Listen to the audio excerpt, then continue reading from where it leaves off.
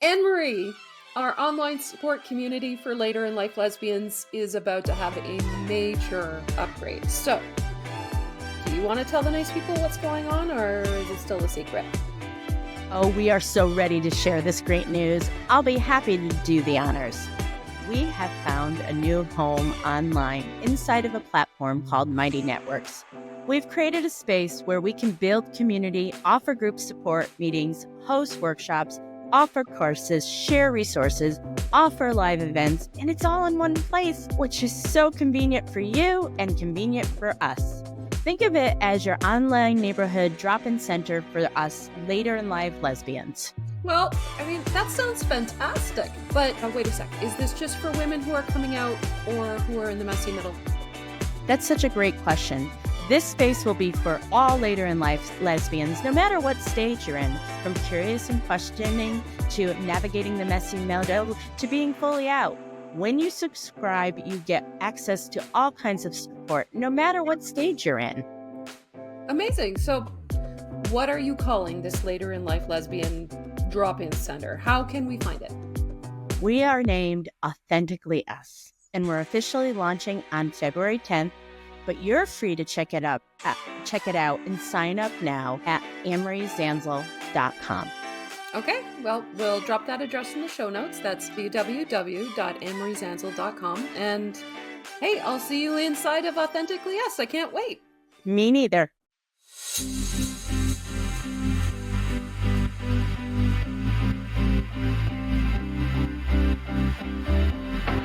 Hey, queer friends and allies. Welcome to Season 6 of Coming Out and Beyond, LGBTQIA Stories. Here's your host, Anne-Marie Zanzal. Hi, this is Anne-Marie Zanzal. And this is Barbara Rowlandson. Your later in life lesbian coaches. And we are going to discuss something today that comes up all the time in people that are coming out later in life. And Barb and I have wrestled with it as well. And what are we going to talk about, Barb? It's everybody's favorite topics, guilt and shame. Okay. Before you turn off your podcast player, don't be afraid. Stick with us, okay? Because guilt and shame is so much of this late in life process because of guilt and shame about being queer, but also guilt and shame about getting divorced, guilt and shame about changing your family structure, guilt and shame about jobs, all kinds of stuff like that. So today, our goal is really just to talk about what guilt and shame is. And hopefully we will get to some places of how you can work through it. So Barb, what are guilt and shame? Should we toss a coin and see which of these fabulous topics we should address first? Right. They are kind of two sides of the same coin, aren't they? Guilt and shame. They're very similar, but they're not exactly the same. Both don't feel great. Now, guilt, let's start with shame. Shame, which is a big part of the conversation now, thanks to folks like Brene Brown, who, her obviously groundbreaking research on the topic of shame. A lot of people are familiar with it. So a lot of you listening may be already well acquainted with what shame is about. And that is usually a negative feeling that you have about who you are. So it's something that is integral to you. Shame statements often sound like things like, I'm worthless, I'm unlovable, I am broken, there's something wrong with me. Now, guilt, flip the coin, on the other side, also not a great feeling.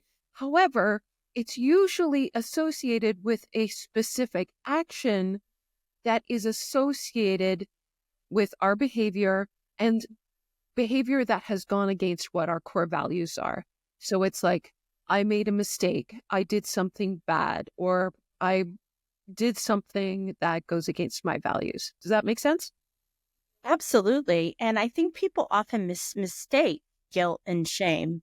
They can't really identify one versus the other. In fact, our Lotus community coaching the other day, one of our clients said, I very rarely feel, I feel guilt, but I don't feel shame. But from having listened to her talk about things, she does feel shame. She just she isn't able to identify it because we just all assume it's guilt. Like shame is that deep feeling around there is something wrong with me. I have done something wrong. I am broken, Mhm. and interesting, I don't want to really go off on a side tangent here, but a lot of times we talk a lot about people being broken all the time. And then we try to flip it around and talk about like that Japanese art where you put the gold in the cracks and then you make a beautiful object out of it. And I used to actually do that for some of the work that I did with clients. But then I began to see shame as something that we need to deal with. And I don't think anybody's broken. I think people make mistakes. I think it almost goes, the theory that people are broken goes almost hand in hand with the concept of original sin in religion, which is that there was an original sin that was committed by Eve and that all humanity has it forever. And Mhm. I don't believe in that. I just don't. And like, can I add to this as well as if we're going to say, go with the idea that people are broken. Well, what is normal? Because humanity is incredibly diverse. There's diversity culturally. There's diversity between genders. So, what is normal and for who? And who Right. gets to be the arbiter of that? Correct. And what becomes really tricky about shame and guilt as we begin to dive into it is that a lot of times our shame is around what we have been taught to believe about how our life should be. And Absolutely. so when you go into talking about shame, it's set, when we go in to start talking about like justified and unjustified guilt and shame, that's when it gets tricky because sometimes we'll say something is justified guilt and shame, but it's based on a false narrative. For example, a woman should stay married to her husband for her entire life. Now,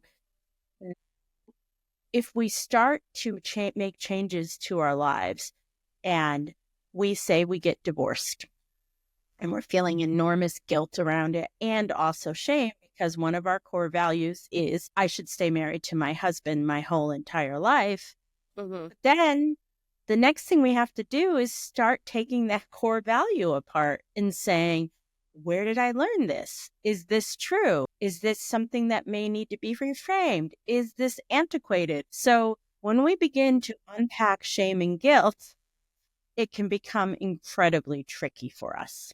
Absolutely. Just an extension of that thought. Shame is often, and I know this might sound surprising, shame is often something that arises to protect us. Why? Because shame helps us align with whatever the cultural norm is that is around us. It's something that's meant to govern our behavior. And shame also is something that helps to suppress conflict within a group. I'll say So, more about that, Barb. for example, if we're part of, say, a conservative faith tradition, and there are expectations for women about sexuality and the trajectory of their lives, what they should be doing. Okay, by this age, I should be getting married. My function is to get married and be a mom. And shame can be used as a way to suppress women's ideas that they might like to have something else, and also to keep women from speaking up against whether it's a parental authority within their faith tradition. It's a way of suppressing. So, and keeping things to the norm, and right, and unhealthy for, again, culturally, it's different in the West than it is in the East, right? Like you and I live in a very individualistic society that values, personal goals and achievements and independence. So, shame can also like suppress those desires for those things to keep us like as a part of a norm within our subculture, wherever we're located. And we're talking about shame, but I also want to talk a little bit about guilt, because guilt is actually not a bad emotion. I mean, people lump it all together because sometimes we're guilty for good reason. Absolutely. Maybe we made a commitment to do something and then all of a sudden we bagged at the last minute and didn't do it. And our friend is really upset and hurt. And so we might feel guilty about that.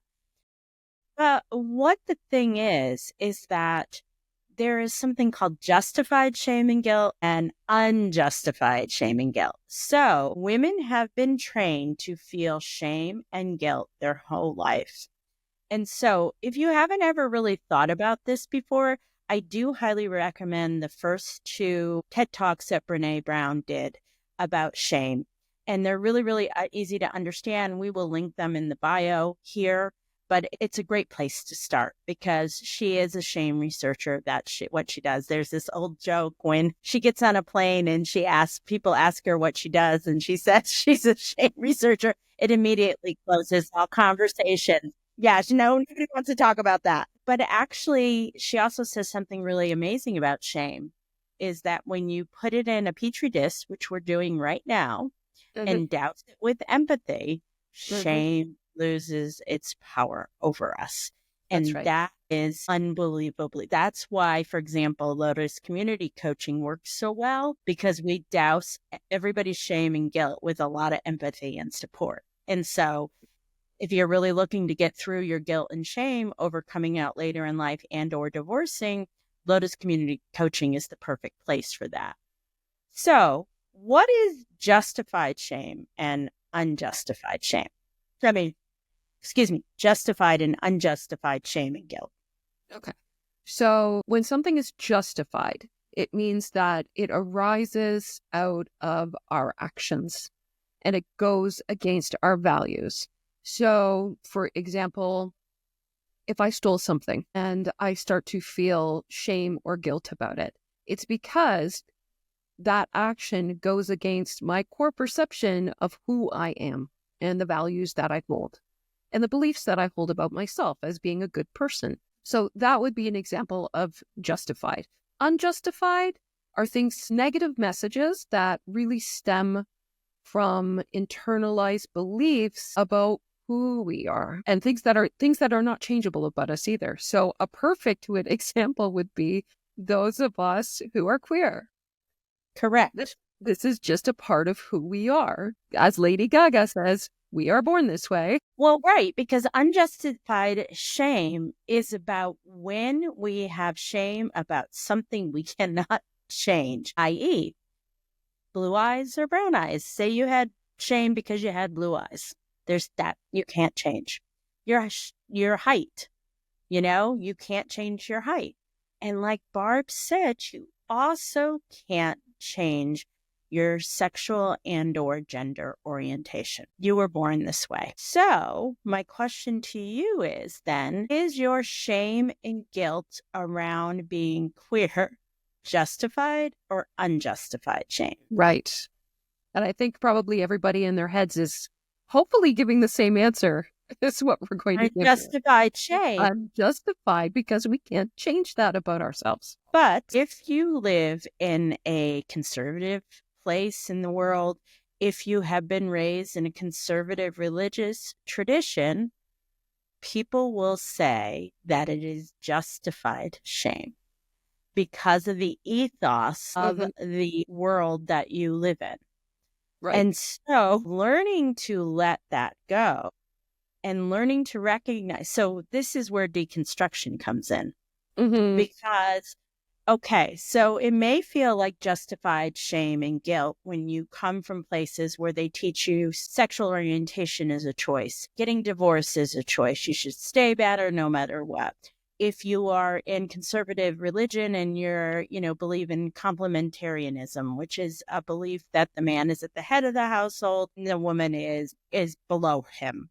And so all those things, if you have been part of your values and part of who you are your whole life, then this shame and guilt will feel justified to you until you start to unpack what you actually believe That's and right. and how your beliefs and values are often in flux and changing when we're in midlife. So Mm-hmm. one of the big things that we do is we really get people very, very clear on their values, because what happens is our values and what we believe begins to shift and change as we come more and more into our authenticity. For example, for me, I would love for you to give an example, Barb. I had a lot of guilt around ending my marriage, a Mm-hmm. tremendous amount of guilt. So much so, it has long running implications for me and my life, because I I felt like that I was causing all the uproar in our family. I hadn't gotten to the place where I was just changing our family, and actually things are better now.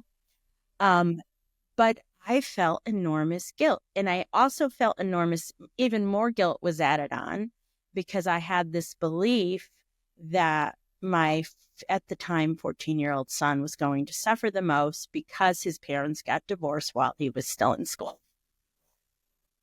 And that was my shame and guilt bucket that I had to sort of dig myself out of, because my values were that, that a mom is there no matter what.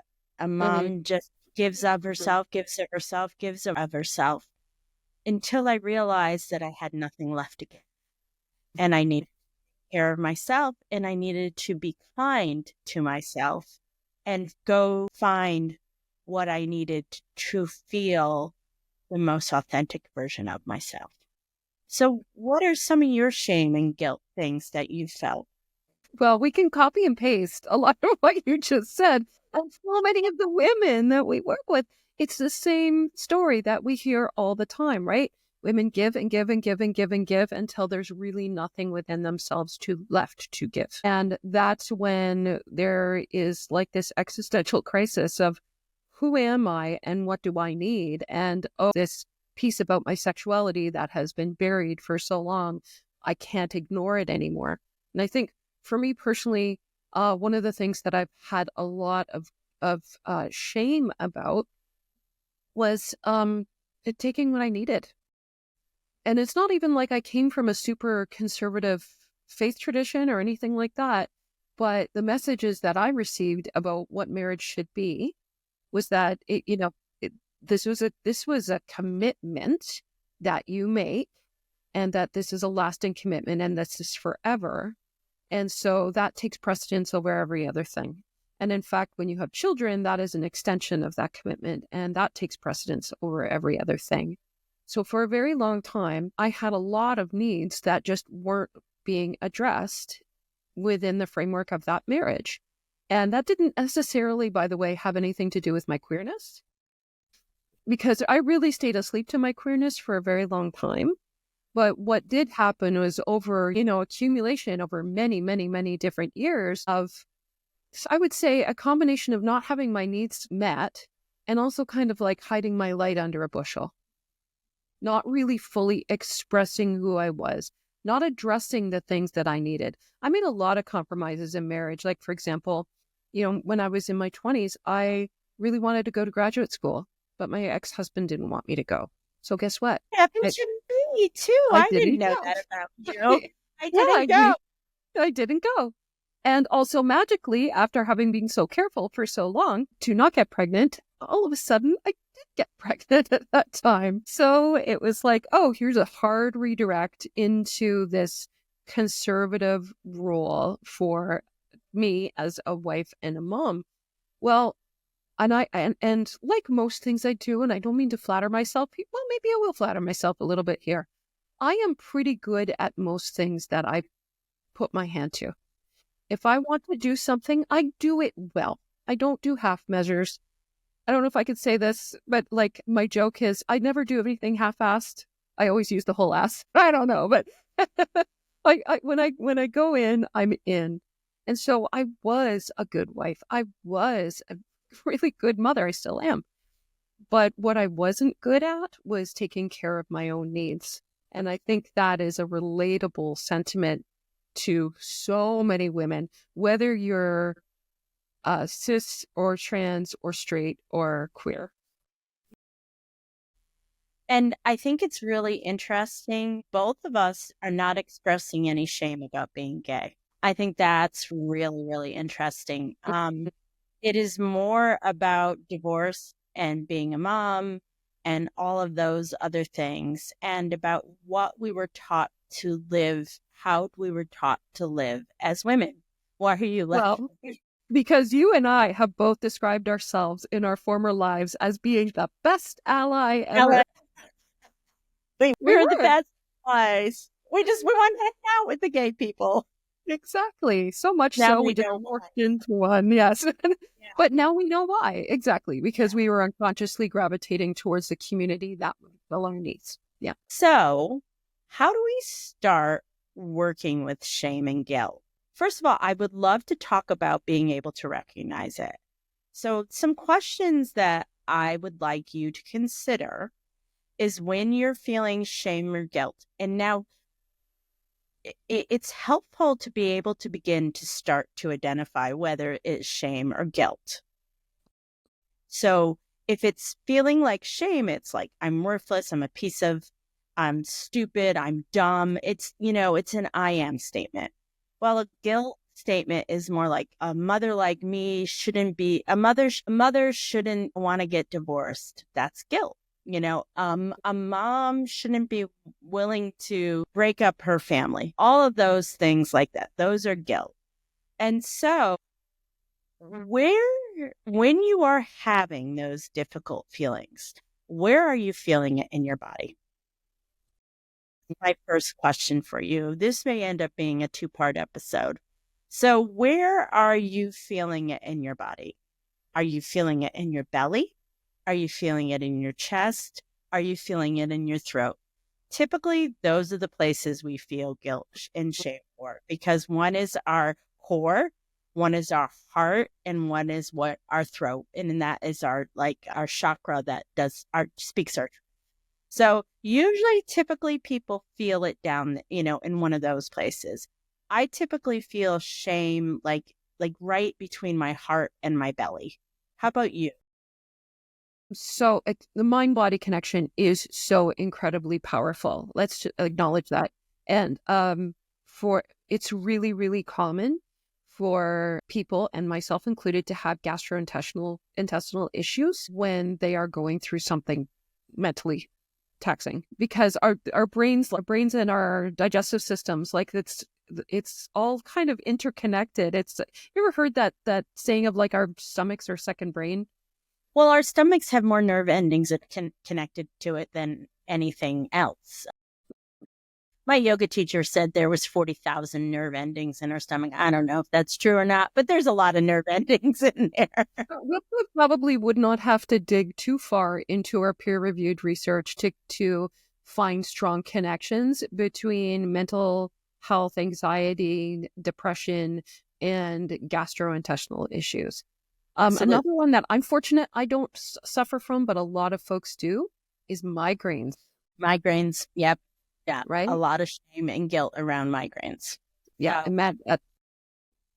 when you're able to figure out where it is in your body, is there a way for us to start asking questions of curiosity? Like, why am I feeling shame right now? Why am I feeling guilt? Another really nice little technique you can write down is to give like your 5 senses, and like, what does shame feel like? What does shame look like? What does shame sound like? And what does it smell like? Because when you're able to identify it, and I'm taking this directly from Brene Brown's book, I Thought It Was Just Me. She uses that as an identifier and it's so funny when I do this with groups of people, shame is the stinkiest, smelliest, most horrible sounding thing that tastes vile and bitter and acrid. So, if we can get into the physicalness of what shame and guilt feel like, they are so much easier to identify. So some of the things we can do to do when we're experiencing shame is, first of all, that old self-compassion, right? Can you provide yourself with some self-compassion? Are you able to maybe create an affirmation out of your shame? So, for example, saying, I am worthless, saying, I am a strong and creative person. Being able to take how we talk to ourselves and flip it on its head and talk Sure. to ourselves in a self-compassionate way. And it might not feel natural to do that. That's okay. Don't let that be an inhibitor for you adopting this practice, because what feels normal and natural to you right now is what has been conditioned into you, which is to feel shame. So anytime we try something new, like whether, I'm going to the gym and starting to lift weights so I can become stronger. Well, I'm not starting with the 20-pound weight. I'm starting with the 1-pound weight. And it's going to take many repetitions and a lot of practice and increasing the volume to be able to have it feel natural. So, and it's the same with our brains. I think it bears mentioning too, Anne-Marie, that we don't maybe always recognize, and by we, I mean women, recognize our own feelings. Correct. So we may not even recognize the negative feelings that we are having, our shame, or our guilt. So a way of recognizing them is looking to declarations or statements that involve really extreme language. I always, I never, I shouldn't. Usually if a thought is really extreme, it isn't true. Well, and it's also tied to shame, correct? Right. Because if you think of shame as a survival tactic, it was a survival tactic taught to you by your extended family and community so that they could keep you safe. Another method I'm going to just shoot in there with is, I'm a big fan of acceptance and commitment therapy. I really love the idea of having yourself as context. So I know at my core, myself, I'm not my feelings. What I am is a good person who, with good intentions, who walks through the world wanting to be good, do good, and have a positive impact on the people around me and the world by extension. Okay? That's who I am. I am not my negative feelings. I am not my feelings of guilt.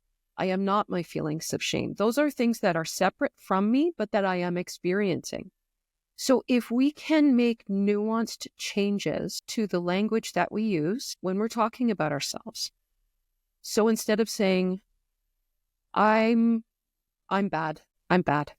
Instead of saying I'm bad, I noticed that I'm feeling bad. You see what happens there? That drives a wedge in between yourself and the feeling. So then you are no longer welded to that feeling. You are something different. And remember, too, feeling is a 90-second expression. Feelings last about 90 seconds. So instead of internalizing it and us saying, I am just a bad person, being able to say when we're having those feelings, I'm feeling bad currently, or something like that. Right, Barb? I'm curious because I've noticed that I am feeling bad. Now I'm curious that I've noticed that I am feeling like I've just created 3 degrees of separation between the feeling and myself. That takes practice. It's not something that happens overnight, but by doing so and considering these feelings, those 90-second feelings that are floating by, it helps us to understand that this is just a moment in time. Right. And the feeling is transitional, and I am still the same good person that I always was.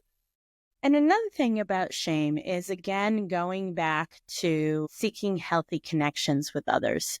That is why it took me 10 years to come out. It took me 3 times to finally do it. And what changed for me the 3rd time around was finding a community of other women experiencing the same things at the same time. Because shame thrives in isolation. It just thrives.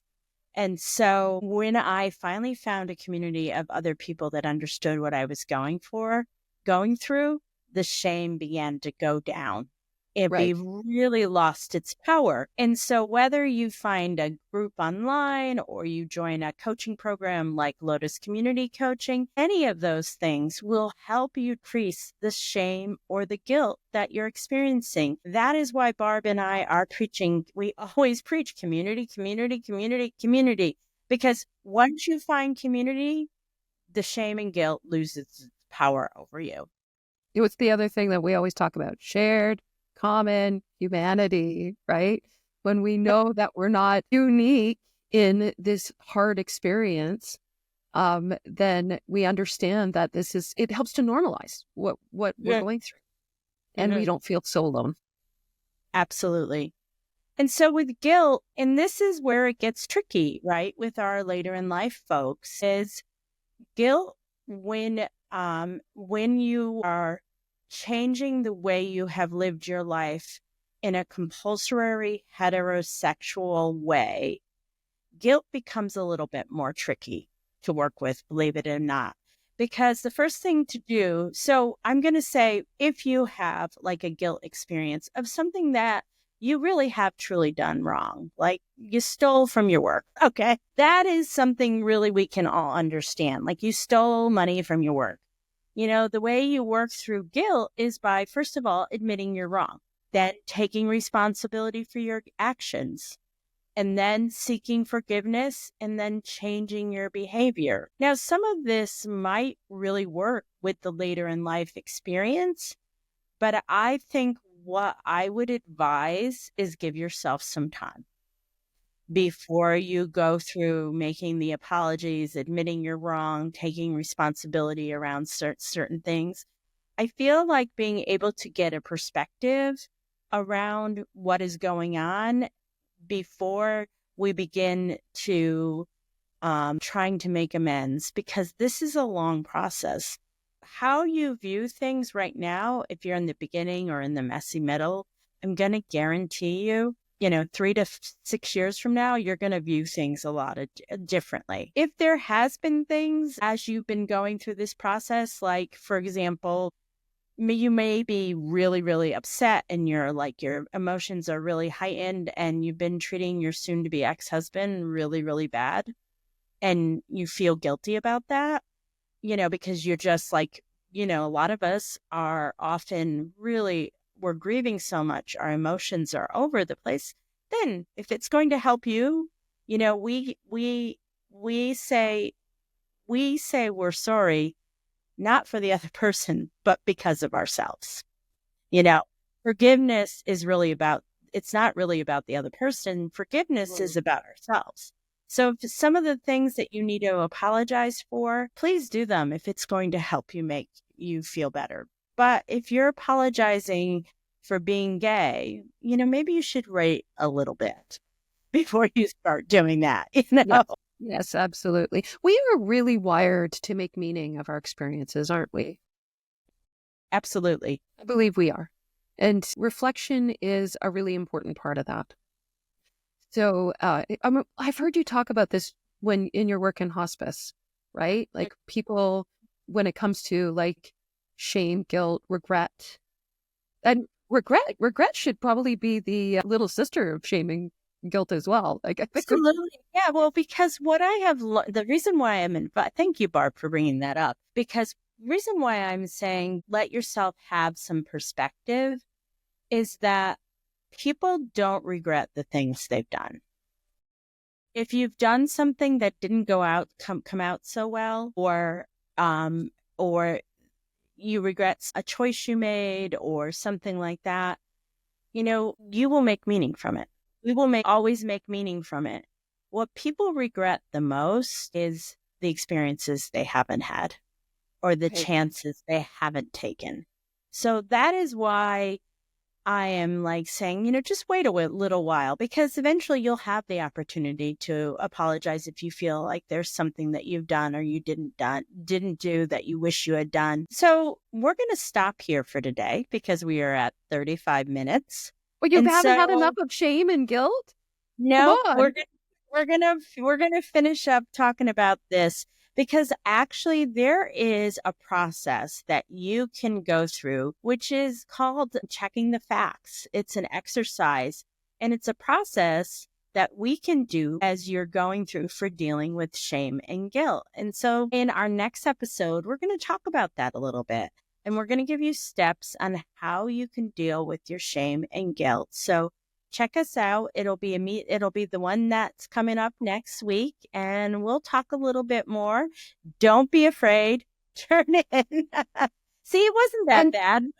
Listen, if you stuck with us for this long, thank you. Thank you. And congratulations. Good for you for willing to stick with us on this hard topic and give it some real consideration on how it might apply to what you're experiencing right now. So, we know what guilt and shame are now. So tune in next week and we'll learn how to deal with that guilt and shame and a little bit liberated from it. Yeah. Thank you very much, Barbara Rowlandson. Well, thank you very much, Anne-Marie Zanzal. We'll see you next time. We'll see you next time. Ciao. You've been listening to Coming Out and Beyond, LGBTQIA+ Stories with Anne-Marie Zanzal. New episodes of the Coming Out and Beyond podcast drop every other Friday. You can tune in at Apple Podcasts, Spotify, Google Podcasts, and at annemariezanzal.com. Be sure to hit subscribe when tuning in so you never miss an episode. And for more resources, articles, videos, and a free downloadable guide for coming out later in life, visit annemariezanzal.com.